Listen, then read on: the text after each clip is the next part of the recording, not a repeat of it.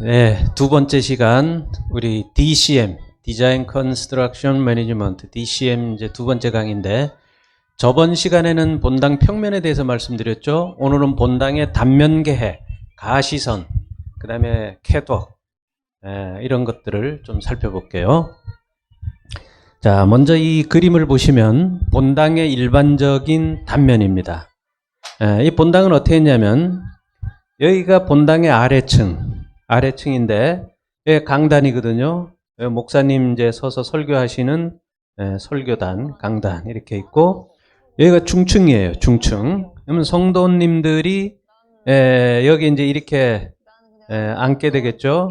이렇게 쭉 앉게 되고, 뭐 여기도 한 줄 앉게 되고, 하부에 또 본당의 좌석이 이렇게 있죠. 밑에 본당 밑에 층에 사람들이, 성도님들이 이렇게 앉게 돼요. 본당 계획에서 가장 중요한 거는 가시선이거든요. 가시선. 이 가시선은 뭐냐면은, 우리가 세종문화회관이나 예술의 전당처럼 이런 공연, 집회홀에 있어서 가장 중요한 거는 가시선입니다. 가시선. 그러니까 이 집회홀이나 대예배실의 가시선은 두 가지예요. 첫째는 중층 위에서 앉은 분이 목사님이 설교하시는 강단을 내려다 봤을 때 이게 어디가 보이는가, 요 선 하나 하고, 반대로 중층 맨 밑에 앉은 분, 여기서 강단을 올려다 봤을 때, 이렇게 올려다 봤을 때 시선이 어디에 가느냐, 이렇게 보이죠? 이렇게. 그래서 위에서 내려다보는 가시선을 A라고 하고, 아래에서 위로 올려다보는 가시선을 B라고 하면은 A하고 B의 선이 이렇게 만나겠죠. 강단 뒷벽에서. 그래서 만나는 이 선을 수직으로 그으면, 여기 뭐냐면은 강단의 뒷벽이 되는 거예요. 이 부분이. 여기 이제 강단의 가시선이 됩니다. 가시선.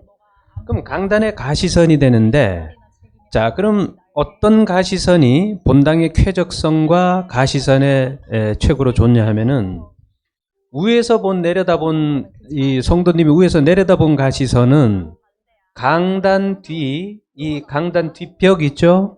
벽 하부에 가서 시선이 고정돼야 돼요. 근데 이 가시선이 어떤 교회 가보면, 여기서 내려다 봤을 때 이 가시선이 강단의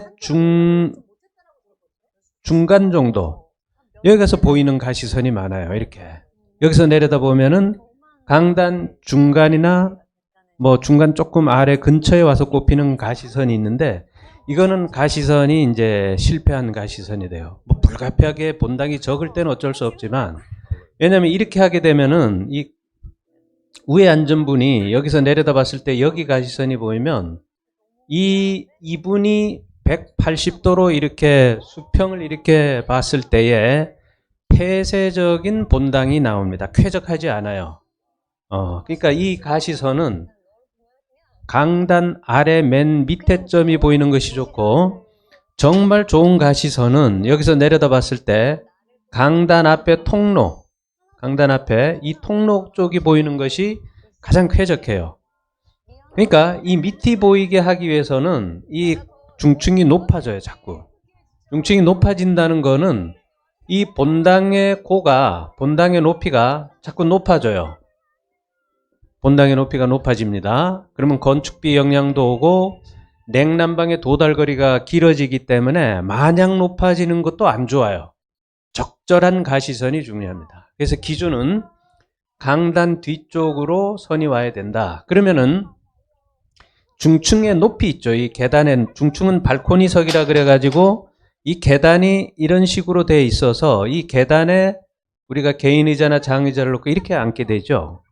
요 계단의 한 단의 높이가 보통 얼마가 오냐면 25cm에서 약 40cm 정도가 오게 됩니다. 이것이 20에서 40cm 정도. 그러면 이 단 높이가 40cm나 막 이렇게 높게 되면 어떻게 되냐면은 이 경사도가 급하게 돼요. 그래서 이 중층에 앉은 분들이 불안정하게 됩니다. 가시선이 급하게 되니까. 그래서 완만하면서도 여기가 보이게 하는 것이 좋아요. 그래서 보통 그러면은 이 강단의 이 중층의 가시선에 지금 강단 뒷벽이냐 강단 아래 통로 쪽이냐 이거를 어느 정도 가늠 지우는 내용이 뭐냐면은 중층에서 튀어나온 요 길이가 본당의 전체 길이 중에 본당의 전체 길이는 여기가 되겠죠. 어느 정도의 길이를 점유할 때에 가시선이 쾌적해지느냐 3분의 1입니다. 예를 들면은 본당이 이제 이렇게 길죠. 이렇게 본당이 이렇게 길지 않습니까? 그럼 이 길이를 세 등분으로 나누는 거예요. 이렇게 세 등분으로 나눠 가지고 이것이 이제 하나, 둘, 셋 이렇게 되면 이게 이제 3분의 1씩 거의 되죠. 그러면은 중층에서 나오는 중층의 이 길이는 3분의 1 정도까지 나오는 것이 가장 좋다는 거예요. 3분의 1. 그럼 3분의 1이 어디냐 하면은 이 정도 되는 거예요. 이 정도. 그러니까 평면에서 우리가 본당 평면이 있으면 이렇게 본당이 이제 전체 평면이 있다고 봐요. 그러면은 우리가 저번 시간에 본당의 평면에 대해서 말씀을 드렸지요. 직사각형 부채꼴 달걀 했는데 강단이 이쪽에 와면은 중층이 이 정도 오잖아요. 그러면 중층이 여기서 이렇게 오고 중층은 앞부분이 이제 이렇게 오픈될 거 아니에요. 그럼 이 전체 본당 전체 길이에서 강단이 차지하는 길이가 본당 전체 길이의 3분의 1 정도까지 나오는 것이 가장 쾌적하다. 이 길이가 예를 들어서 이 중층의 길이가 3분의 1을 넘어가지고 2분의 1까지 이렇게 튀어나왔을 때 중층이 그러면 본당 자체가 폐쇄적으로 돼요. 완전히 폐쇄적이 됩니다. 그래서 3분의 1 정도 본당 길의 3분의 1 정도가 쾌적성에서 보면 가장 좋다라는 거고 그럼 중층 하부에 앉은 분 있죠. 중층 밑에 앉은 분들 본당에 문을 열고 딱 들어가면 발코니석이 이렇게 튀어나오죠. 앞으로. 그럼 요 밑에 앉은 분들은 가시선이 어떻게 되냐면은 본당 강단을 위로 이렇게 쳐다보게 되잖아요. 이렇게. 그럼 이 가시선은 어떠한 것에 영향을 받냐면 이 중층이 내려오는 요 꼭지점 요 점에 의해서 이분들은 가시선이 결정이 돼요. 왜냐하면 여기 가려지니까 요 하부에만 보인다는 거죠. 이 하부에만 보이는 거예요. 이분이. 근데 어떤 교회 가면 이 가시선이 제일 좋은 가시선은 중층 하부의 가시선은 중층 상부 천정까지가 보이는 것이 제일 좋아요. 더 좋은 가시선은 이 중층 앞에 이 부분에까지 가는 게 좋은데 그러려면 또 본당 고가 높아지니까 강단 상부 벽의 뒤끝 상부 끝까지 보이는 것이 가장 좋아요. 그러면 강단이 있으면 강단 위에 이렇게 천정이 오지 않습니까? 이렇게 마감선이 오잖아요. 이렇게 천정이 오는데 보통 강단 앞에 보면은 이렇게 경사로 사선을 줘가지고 이 앞부분을 이렇게 막고 천정이 이렇게 오죠. 요 경사로 이렇게 막는 부분을 에이프런이라 그래. 에이프런. 앞치마. 앞치마라 아이프런. 앞치마. 여자들 앞치마 있죠? 강단 앞을 앞치마처럼 이렇게 라운드로 아니면 직선으로 두르는 거예요. 요거는 강단의 어떤 디자인적인 거, 그 다음에 음향, 그 다음에 이 무대 조명을 어느 정도 커버하는 여러 가지 기능적인 것이 있죠. 요 에이프론 하부까지 중층 하부에 있는 분의 가시선이 가게 해줘야 돼요. 근데 가시선이 안 좋은 케이스는 어떤 경우냐 하면은 여기서 봤을 때 강단의 중심부, 이 강단 뒷벽의 중앙 정도까지 가시선이 가는 교회가 의외로 많습니다. 그럼 왜 이렇게 되느냐? 중층이 내려오니까. 중층이 여기 있는 이 중층 끝이 이렇게 내려오면 가시선이 자동적으로 낮아지게 되죠. 그러면은 여기 중층 하부에 있는 분들은 굉장히 답답하고 폐쇄적인 가시선을 가지게 돼요. 예배 기간 동안에 답답하죠. 눌려있기 때문에. 그래서 이 가시선 계획은 교회 건축을 그래도 어느 정도 많이 한 이런 경력이 많아도 놓쳐요. 이게 막상 단면 계획해놓고 가서 보면은 공사 다 된 데서 가보면 이게 가시선이 막 폐쇄적인 가시선이 의외로 많습니다. 그러니까 이거는 상당히 기술적이고 전문적인 영역 범위예요. 가시선이 제일 중요하고 본당의 단면 계획에서는. 근데 이 본당의 높이를 우리가 이제 두 가지가 있죠. 바닥에서 천정 이 밑에까지 우리가 이것을 실링 하이트, CH라 그래요. 실링 하이트, 천정 높이 이런 뜻입니다. 실링 하이트. 이 실링 하이트가 대부분 보면은 8m 정도, 중층이 있는 예배홀일 때 8m 정도가 가장 이상적이에요. 근데 8m 이상이 돼버리면은 여기에 들어가는 이 스프링클러가 더블로 돼야 돼요. 더블로. 많이 들어간다는 얘기예요. 많이 들어가기 때문에 설비의 공사비나 이런 부분들의 그 경계점이 8m입니다. 8m 이하는 그냥 일반적인 스프링클러를 설치해야 되는데 예를 들어 9m가 된다든지 10m가 된다든지 하면 이 천정 속에 스프링클러가 굉장히 많이 들어가게 됩니다. 불이 났을 때 도달거리가 길어지기 때문에 그래요. 두 번째는 8m가 넘어가게 되면은 냉난방의 효율이 많이 떨어져요. 자, 위에서 이제 본당을 데펴야 되죠. 여름에는 차갑게 해야 되고 겨울에는 뜨겁게 해야 되죠. 우리가 이제 이 냉난방 계획인데 본당의 냉난방 계획은 보통 보면은 몇 가지 방법이 있어요. 몇 가지 방법이 있는데 가장 많이 쓰는 방법이 EHP 시스템이라는 이 전기식입니다. 그 다음에 두 번째가 GHP, 이거 가스식이라 그래요. 세 번째가 이제 빙충열. 뭐 이런 크게 보면 대표적인 방법이 이 세 가지가 있는데 GHB는 전기식인데 천정에서 요즘 우리 그 삼성이나 LG나 휘센이나 이런 에어컨은 천정에 매립형으로 이렇게 들어가죠. 이렇게 에어컨 박스가 이렇게 들어갑니다. 이렇게 들어가서 여기에서 냉방과 난방을 본당으로 토출을 하는 거예요. 이렇게 뿜어내는 겁니다. 이렇게 토출을 하는데 자, 난방은 어떻게 돼요? 여기서 뜨거운 바람이 나오면 이 난방은 기류가 위로 다 떠버려요. 이 밀도가 약하기 때문에 위로 다 떠버려요. 여기서 아무리 뿜어대도 조금 나오다가 어느 정도 도달해서는 다시 위로 올라간단 말이에요. 기류 특성이 이렇게 올라가요. 그럼 이 밑에 쪽은 어떻게 돼요? 뜨뜻하지 않겠죠. 요즘같이 뭐 영하 한 7도 8도 막 이래 내려가면 여기는 발이 시리는 거예요. 어르신들이나.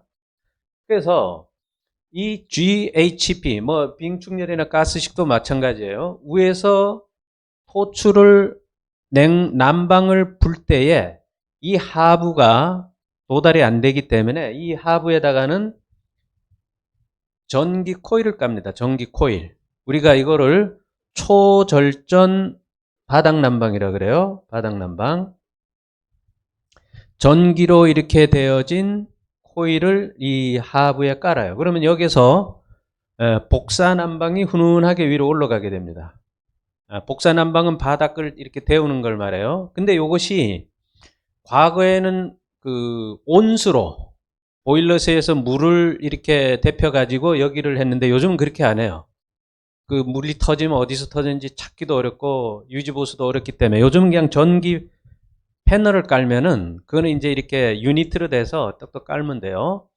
그리고 그것이 초절전이에요. 전기료도 절이면서 바닥 난방이 되는데 버튼을 딱 누르면 바로 열이 들어와요. 옛날에는 예배 시작 전에 그 관리 집사님이 가서 미리 켜놓고 그래요. 훈훈하게 늦게 덮여지기 때문에. 요즘 넣으면 그냥 바로 덮여집니다.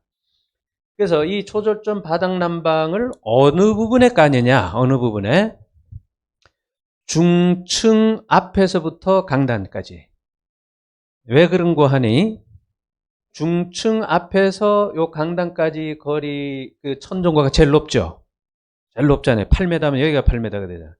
중층 하부에는 왜냐면 이만큼 내려오니까 중층이 여기는 고가 낮아요. 보통 한 3m 이 정도 됩니다. CH가 천정 하이트. 그러면 여기는 중층 하부에 냉방기가 이렇게 돼서 여기서 바로 내려오기 때문에 이건 훈훈해요. 밑에는 요 앞이 문제예요. 요 앞이. 그래서 여기는 초절전 바닥 난방을 간다. 이렇게 되고 그럼 여름에는 어떻게 하느냐? 여름에는 차가운 공기가 들어와야 되죠. 그러니까 차가운 공기의 기류 특성은 어떻게 되냐면 여기서 토출구에서 불면 차가운 공기는 밑으로 떨어져요. 그러니까 위로 다 내려오기 때문에 선선해요.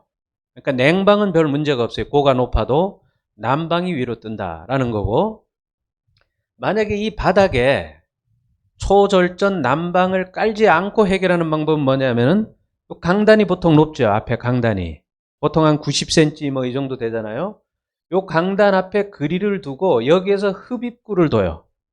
빨아 당기는 이 흡입구를 둡니다. 그래서 여기에 난방이 떨어지면은 일로 이렇게 기류 특성이 이렇게 되게, 여기서 빨아 당기니까 위에 있는 따뜻한 공기를 위에서 빨아 때리니까 이게 이제 위로 뜨지 않고 밑으로 내려오겠죠. 이런 식으로 해서 냉방과 난방을 처리하게 돼요. 여기는. 자, 그래서 그럼 GHP는 뭐냐? 가스로 냉난방을 하는 거예요. 근데 이 GHP는 전기식에 비해서 초기 투자비가 좀 들어갑니다. 그리고 또 매년 뭐 이렇게 보수도 해야 되고 유지 관리를 좀 해야 돼요. 그 다음에 빙축열은 지하 저수조에서 물을 이렇게 슬러지 상태로 얼려가지고 그걸 가지고 이제 냉방을 하거나 이렇게 이제 하는 방법입니다.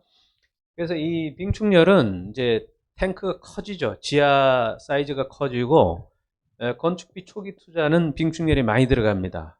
가스 이 세 가지 시스템 중에서 여기 이제 제일 많이 들어가는 방법이 돼요.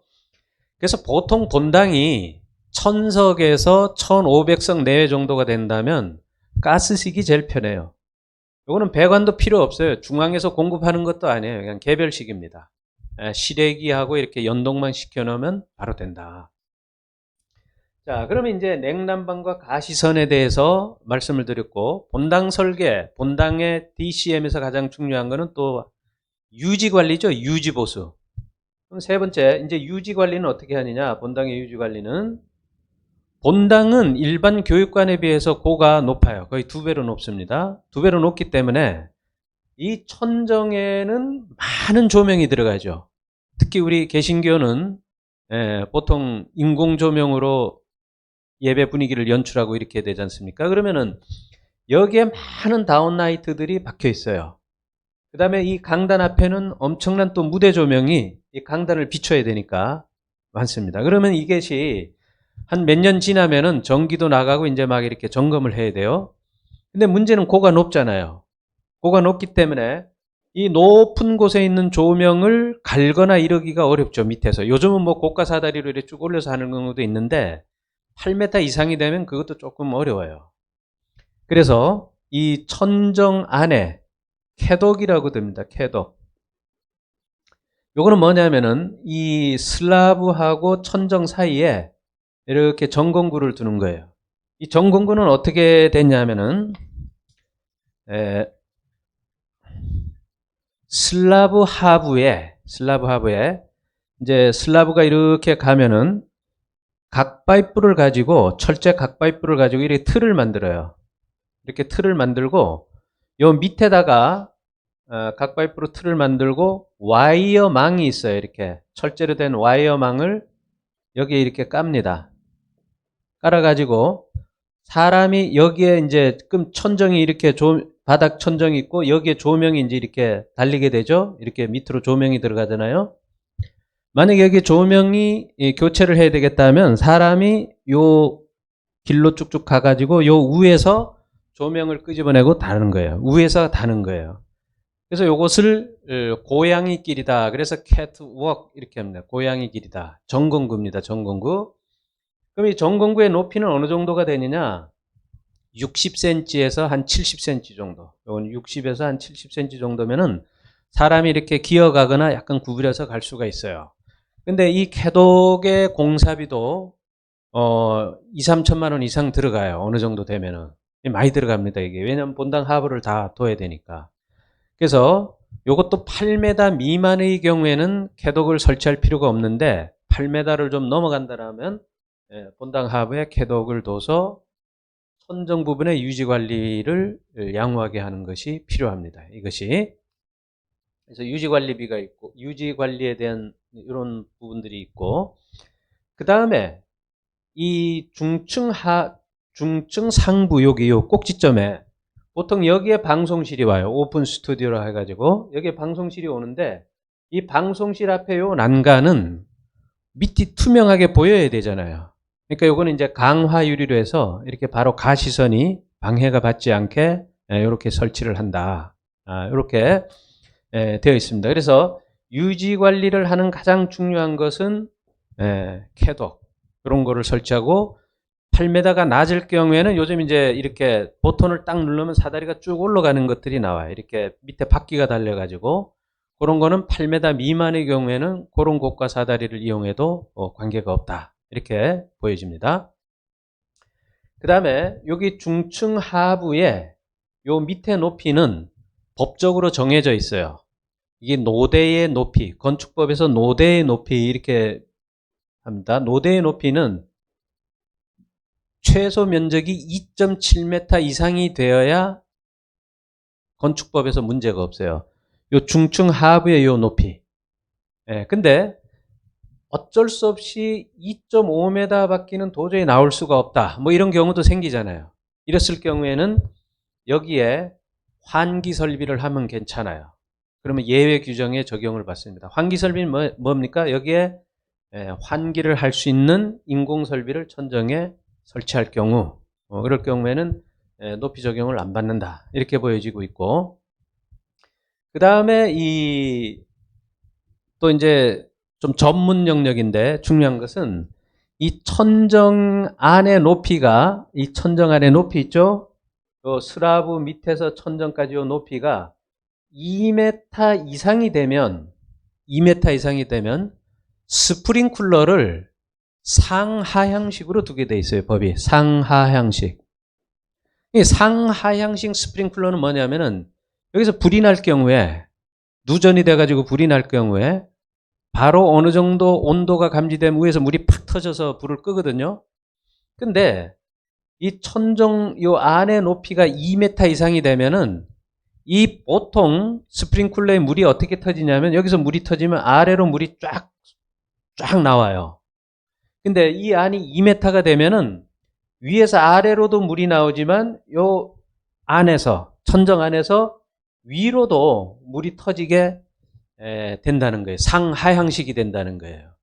그럼 공사비 많이 들어가겠죠. 왜 이렇게 2m 이상인 경우엔 상하향식으로 하느냐? 여기 천정 그 안에 고가 높기 때문에 밑으로만 떨어뜨려서는 요 윗부분도 불이 안 꺼질 수 있잖아요. 그러니까 위로도 쏘는 거예요. 같이 아래 위를 같이 동시에 터지게 해놓는 거예요. 이렇게 설치를 한다. 그래서 이런 것들이 이제 유지 관리에 따르는 이런 부분이 되겠고, 그 다음에 본당 안에서 설비적으로 고려해야 될 것은 환기 설비입니다. 환기. 아까 냉난방이 제일 중요하고, 그 다음에 이제 중요한 건 환기 설비인데, 여기서 예를 들어서 600명이 동시에 예배를 드린다고 쳐요. 600명이 예배를 드리면 보통 예배 시간이 1시간 정도 걸리지 않습니까? 그러면 600명이 여기서 예배를 드리면 이산화탄소 지수가 높아지죠. 600명이 그냥 호흡을 해야 되니까. 그러니까 이제 좀 예배 시간이 한 1시간 반 이 정도 되면 약간 머리가 아파요. 요즘 뭐 일산화탄소 사고도 많이 매스컴에 나오는데, 그러니까 이 부분을 자연 환기로 하면은 좋지만 예배 때 그 문을 열어놓을 수는 없잖아요. 차 소리도 나고 시끄러우니까. 예배 때는 문을 다 닫고 드리잖아요. 뭐 커튼도 치고 이렇게.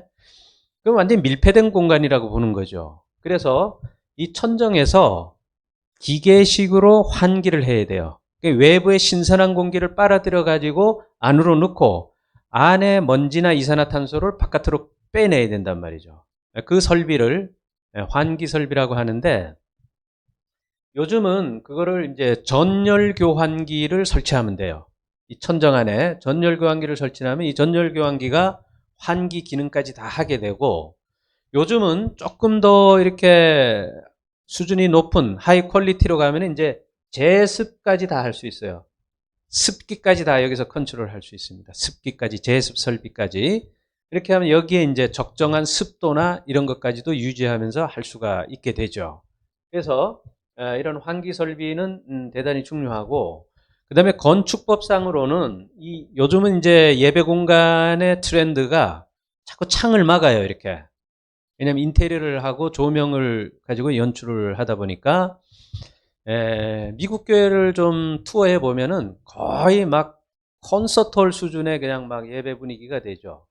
뭐 그냥 서라운드 뭐 조명을 해가지고 막 그냥 이제 예배 분위기가 되다 보니까 보통 창을 많이 막게 돼요. 근데 우리 한국에서는 자연 채광을 두게 돼 있어요. 자연 환기. 거실 면적의 뭐 20분의 1 이상 뭐 몇 분의 1 이상 이렇게 두게 돼 있습니다. 그래서 요런 이제 중층 쪽이나 중층 하부 쪽에는 창을 어느 정도 두는 것이 예배 끝난 다음에 맞바람이 쳐서 이렇게 자연적인 환기와 인공적인 환기가 동시에 하는 것이 좋아요. 그래서 본당의 환기 설비는 자연 환기와 인공 환기를 복합적으로 하는 것이 좋다. 기계식으로만 해서는 유지 관리비도 많이 올라간다. 이렇게 됩니다. 그 다음에 이제 다섯 번째로 본당에서 고려해야 될 것은 방송실과 잠옷실이죠. 방송실과 잠옷실. 보통 방송실과 잠옷실은 이곳에 와요. 중층 뒤쪽에. 이 중층 뒤쪽에 오는데 여기서 놓치는 경우가 좀 있어요. 이 설계하는 사람도 많이 놓치는 부분이 뭐냐면은 방송실과 잠옷실은 앞에 좌석이 있지 않습니까? 성도석이 있잖아요. 그럼 성도가 이렇게 앉으면 앉은 높이가 보통 어느 정도 돼요? 보통 90에서 1m 정도 된단 말이죠. 그러면 이 뒤에 앉은 분들이 가리게 되죠. 이 90cm 올라오니까 사람의 머리하고 이렇게 올라오잖아요. 그러니까 방송실과 강단은 이 밑에 바닥을 60에서 70cm 정도 높여줘야 돼요. 높여줘야 됩니다. 이거를 그냥 깔아가지고 나중에 보이지 않는 교회가 의외로 많아요. 그럼 다시 또 뭐 레벨을 올리는데 여기 뒤에는 레벨이 60에서 70 정도는 앞 중층 뒤에 슬라브 바닥보다는 높아야 돼요. 그래서 여기에 이제 레벨을 올려야 되고 방송실도 마찬가지입니다. 중층 하부에 있는 스튜디오, 오픈 스튜디오는 괜찮아요. 바로 밑이 내려다 보이니까. 그래서 방송실은 대부분 가장 좋은 거는 발코니 중앙에 있는 오픈 스튜디오식이 가장 좋다. 요즘은 뭐 다 이런 스타일로 하지만 잠옷실은 뒤에 레벨을 높여야 되고 잠옷실 안에는 화장실, 수유실, 그다음에 유모차 보관소 이런 시설들을 두는 것이 좋다. 그다음에 이제 마지막으로 본당에서 고려해야 될 거 여섯 번째는 무대 특수 조명의 처리입니다. 무대 특수 조명은 보통 어디 와요? 강단 상부에 오죠.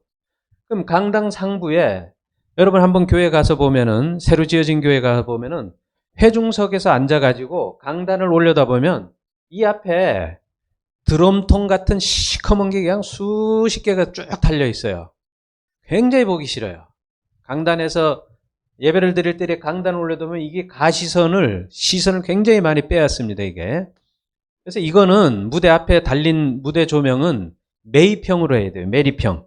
그래서 여기 부분을 강단 뒷부분에 인테리어 디자인을 할 때 강단의 에이프론 앞에 여기를 한 70cm 정도를 파요, 이렇게. 파가지고 요 안에다가 무대 조명을 설치해서 회중석에서 보면은 무대 조명이 잘 보이지 않도록 이렇게 하는 것이 필요하다. 뭐 본당에 고가 낮아서 어쩔 수 없을 때에는 어차피 노출이 되는데 노출이 되더라도 이 무대 조명을 보통 시커먼 걸로 다 해놨어요. 보통. 그렇게 하지 마시고 이 천정 색깔이 보통 미색이죠. 미색. 컬러를 맞춰주는 게 좋아요. 그럼 눈에 덜 띄게 됩니다. 이게. 이거는 아주 경미한 것 같지만 크게 느껴집니다. 이거는 본당에 가보면 직접 이런 것들을 잘 설치해야 되고. 그래서 이제 뭐 말이 좀 길어지는데 마지막 하나를 더 해야 되냐. 왜냐면 이 본당이 중요하기 때문에 그래요. 흡음계획 중요합니다. 흡음계획은 물론 이제 음향하는 분들이 다 하지만 그래도 기본적인 거는 저 컨셉은 알고 계세요. 강단 쪽하고 성가대석 여기 뒷벽은 반사재를 써야 돼요. 반사재가 뭐냐 이렇게 이제 질문하는 분들이 있는데 반사재는 그냥 쉽게 생각하세요. 매끈한 면, 음이 가면은 바로 튀어서 앞으로 나가게 하는 재료. 그런 재료들이 뭐가 있어요? 무늬목, 그 다음에 이제 이게 반질반질한 재료. 반사재를 해야 찬양대원들이 음이 앞으로 가고 목사님의 스피치가 앞으로 가요. 어떤 교회 가보면 많은 교회가 그런 교회인데 이따금씩 보이는 교회가 이 뒤에 흡음 보도를 두는 교회들이 있어요. 목사님 스피치 굉장히 힘들어집니다. 앞으로 가지 않으니까. 찬양 대석도 뒤에 그 흡음 보도 해놓은 교회들이 좀 있는데 그거 안 됩니다. 앞으로 밀어야 되고, 뒤쪽에 벽 있죠. 문 열고 들어가면 이 뒤쪽 맨 뒤에 벽하고 요런 부분들, 중증 튀어나온 요런 부분들은 흡음재. 그럼 여기서 음이 가면은 여기서 빨아 당겨야 되잖아요. 흡음재가 쭉쭉 빨아들여야 되죠. 흡음재를 쓰고, 이 벽면은 흡음재와 반사재를 적절하게 섞어서 쓰면 되고, 천정은 흡음재, 음을 빨아들여야 되니까 흡음 뿜칠, 흡음 보드, 뭐 이런 패브릭 보드, 헤라클레스 이런 재료들을 강단 뒤쪽에는 많이 쓰죠. 자, 이상으로 본당의 계획에 대해서 살펴봤어요. 많은 도움이 됐으면 좋겠고, 다음 시간에 또 소그룹 중예배실을 알아보도록 하겠습니다. 감사합니다. 비전과 진보의 이름, 야긴건축. 1994년 이후 전국의 수많은 교회를 설계, 감리해온 야긴건축. 교회 건축을 위해 쌓아온 25년여의 노하우와 설계 철학으로 최고의 명작을 탄생시킬 것입니다. 설계에서 완공까지 교회 건축의 믿음직한 동역자가 되겠습니다. 교회 건축의 시작과 완성은 야긴 건축과 함께 하십시오.